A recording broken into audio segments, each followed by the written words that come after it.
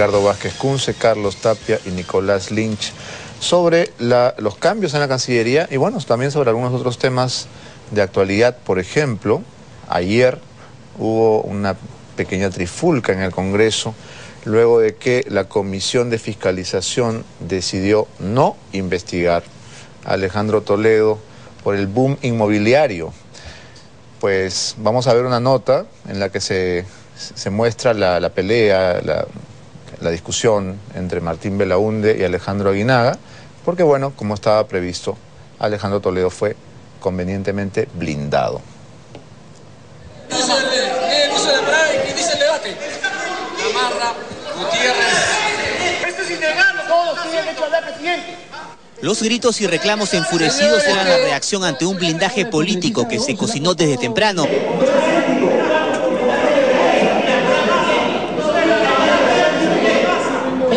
Es un blindaje claro y contundente. Lo que hacen los millones de Toledo. Y Perú posible. Lo que hacen los millones de Toledo. La Comisión de Fiscalización anuló su pedido que había aprobado la semana pasada para investigar las compras inmobiliarias del expresidente Alejandro Toledo.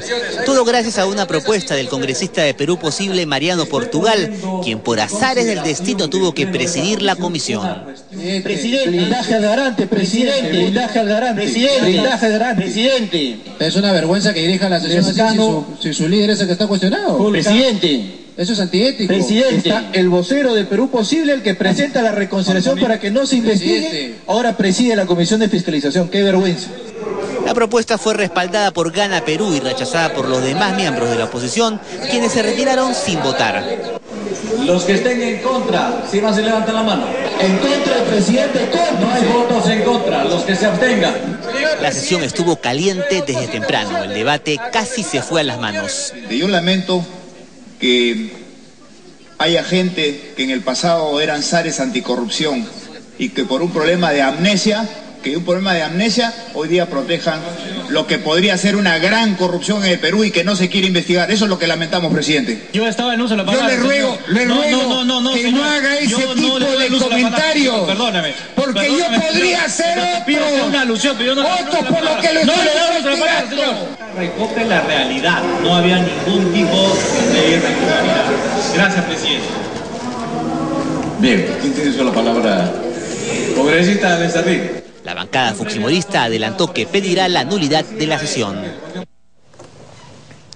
Bueno, el periodista La Nata, a quien Nicolás Lynch no aprecia tanto como yo, dice que cuando a uno le piden documentos en la calle y uno dice no los quiero mostrar, hay que sospechar, ¿no? Porque si un policía te pide documentos, tú los muestras. Si no los muestras es porque o es falso o no lo tienes o hay algo raro ahí. Entonces, ¿por qué no investigar? Si uno tiene todas las cuentas claras y los papeles en orden, ¿por qué no investigar, Ricardo? Bueno, pues porque Toledo es aliado del gobierno. Esa es la razón fundamental. Y el gobierno necesita los votos de Toledo en esa famosa correlación de fuerzas. Es una especie de digamos, pago a cambio de los votos por el viaje de Humala a Venezuela, etcétera. Me parece que los favores se pagan con devolución de favores. Pero amor con amor se paga. Así es. Pero acá lo grotesco, digamos, no es esto solamente, sino que el mismo día, con otro expresidente, sucede todo lo contrario. Porque eso es lo que hace más grotesco lo de Toledo, ¿no? Es decir, al expresidente García se lo acusa por, bueno, una de las tantas acusaciones es por lo de Agua para Todos, ¿no es cierto? Mientras que al expresidente Toledo no se lo acusa, políticamente no, digamos, no procede la investigación. Entonces, la opinión pública se pregunta por qué a uno, ¿no es cierto?, lo juzgan y lo tratan de una manera y por qué al otro de otra manera.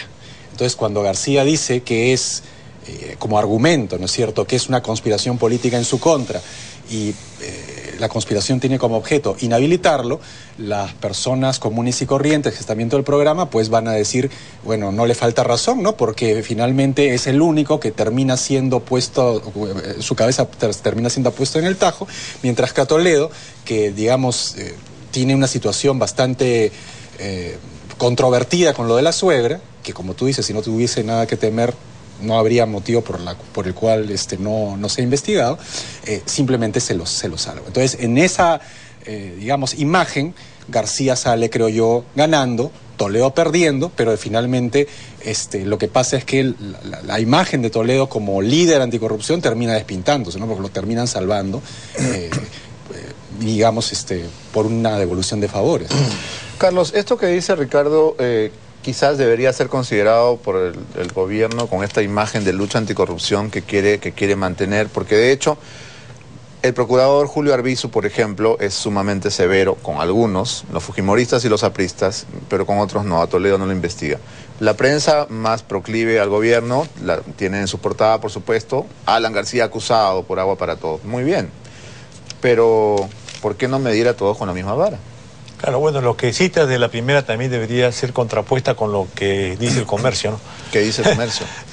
Incidente con Maduro pesó en la salida a Nuncayolo. No me refiero hoy día, sino a la campaña del Comercio, pues no está en la campaña internacional, ¿no? Claro. Contra los gobiernos progresistas de América Latina todos los días. Bueno, pero sobre el Comercio, sí. A ver, vamos a esperar sobre el tema. ¿Los dos también o solo Nicolás, el Comercio? ¿te parece? ¿Me quieres denunciar como un agente internacional antisocialista? Yo estoy de acuerdo en que la transparencia en la política peruana es indispensable porque hay muchos enredos, muchas cosas ocultas, y todo lo que sea transparente está bien, debería haberse investigado cómo se llama y que se abran las cuentas de Toledo, etcétera. Pero no se puede comparar lo de Toledo con García, pues. No se puede comparar. ¿Pero es una competencia? No, porque tú has dicho, como se llama... Nosotros tú has compramos dicho, menos casas. No, tú has dicho lo de García y por qué sí a García y no a Toledo. En el caso de Toledo es las casas de su suegra, en el caso de García es ejerciendo la presidencia de la República sobre decisiones incorrectas, ilegales en la política de Agua para Todos, en fin, y posiblemente corrupción. Además, lo que está en la mesa es que en el gobierno de Alan García ha habido corrupción, ¿no es cierto? El problema es hasta qué nivel, si llega el presidente o no llega el presidente. Pero sí estoy de acuerdo en que la investigación también, en el caso de Toledo, la transparencia es muy importante. En el caso del fujimorismo, creo que las reacciones que está tomando cada vez más duras es porque sabe que el indulto ya no va, ¿no? Entonces, está queriendo romper fuegos en su última batalla para ver si lo hacemos vacilar a Ollanta, ¿no? Eso es lo que creo. A ver, Nicolás, tú me acabas de llamar viajero. Lo cual me halaga, porque es una de las cosas que más me gusta hacer en la vida, viajar. Y además, Buenos Aires, todos tenemos derecho a ella, no solamente tú. Por favor. Bueno, a ver, tú dices que hay una especie de campaña de periodicazos, ¿no? ¿Qué es lo que has sostenido desde que saliste de la embajada? Que el presidente o el ejecutivo se deja influir demasiado por estos periodicazos. La agenda se maneja por temor de la reacción de la prensa. Yo diría dos cosas, ¿no? Primero, sobre esta dinámica de yo a ti te acuso y a ti no. Me parece que en la política peruana estamos en un momento de quítate tú para ponerme yo, ¿no? García, Toledo, Fujimori, Nadine, a ver cómo te serrucho el piso para que no llegues a la meta, ¿no?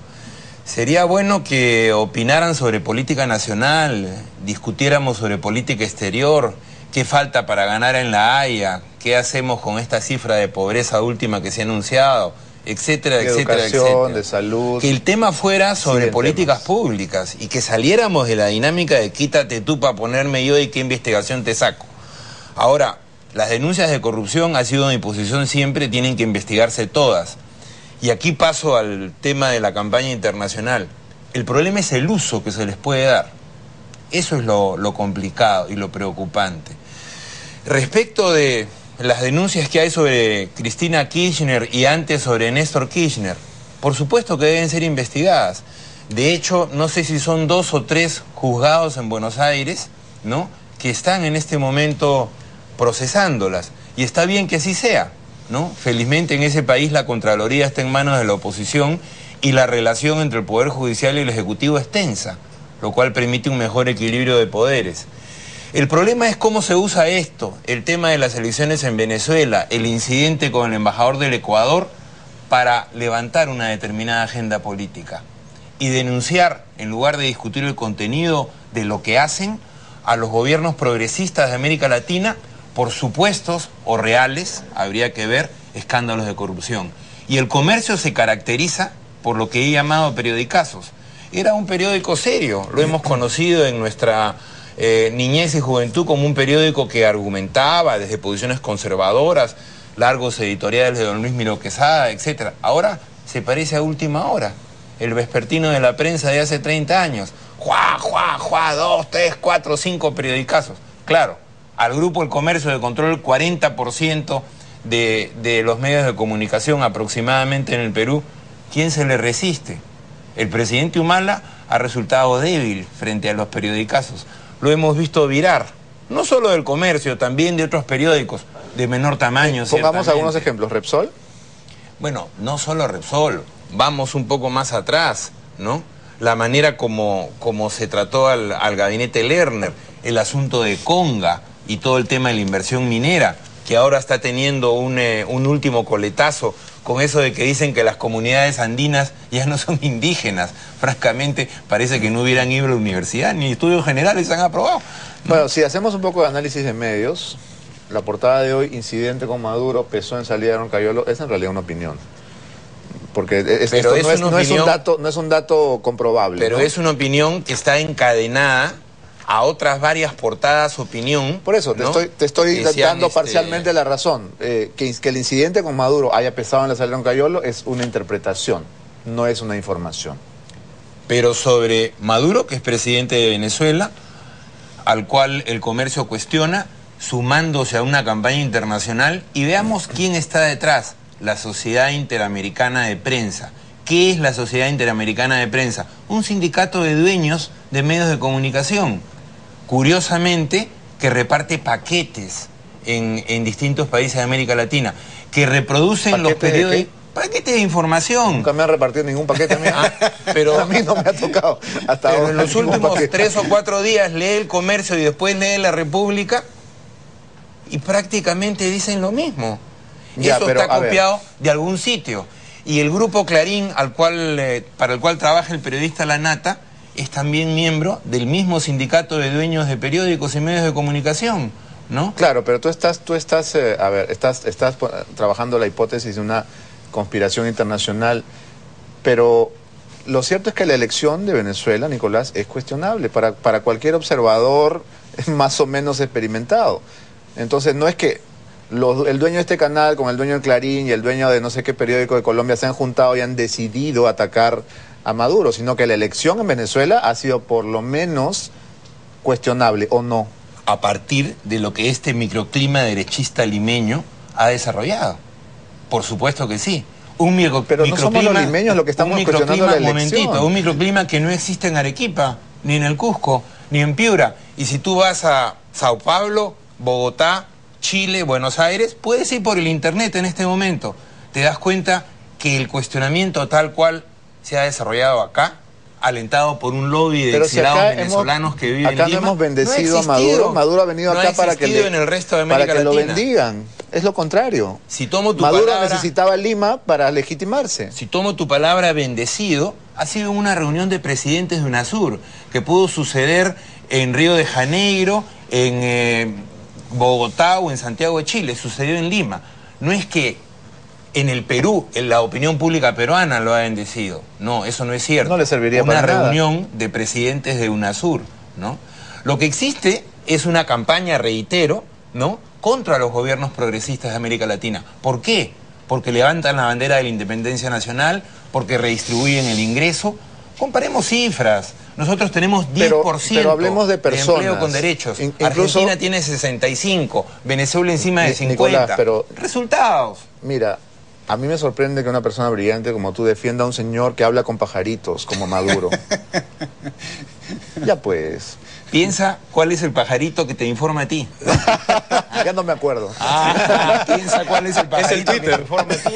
No, pues, pero él habló con el Espíritu Santo de Chávez. Hay pajaritos y pajaritos, Beto. Ya, pero una cosa es hablar en metáforas. Él está diciendo que se le apareció Chávez en forma de ave. Eso es lo que tú crees. No estaba diciendo eso. ¿Qué entendiste? A lo que voy es a que debemos discutir contenidos. A eso me refiero, ¿no? Y este gobierno, desafortunadamente, ¿no? En lugar de mantener una política en el tiempo, lo que hace es obedecer a los poderes de hecho, a los poderes fácticos que se llaman en este país. Ese es el problema de fondo.